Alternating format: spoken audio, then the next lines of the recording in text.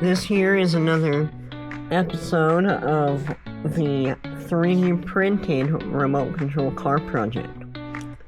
Alright, so I have a rear differential that has 500 weight diff oil, Traxxas diff oil in there, and this one has AMSOIL synthetic grease.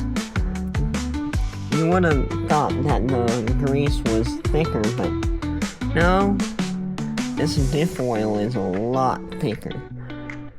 So I have these the same, right? We got a spur gear, and look how thick all that is. I don't think this is breaking. Right, that's that. And then here are the control arms. These are the top with working pivot balls, because the hole I made was spherical, and the perfect size for this pillow ball. So those are the two top ones.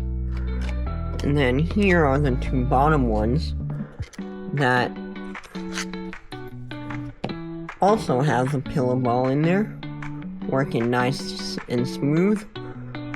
And it has two holes for shock mounting points and 5 adjustments on either side.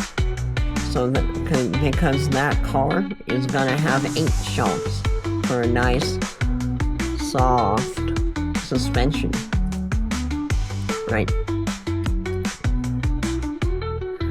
So long until the next update.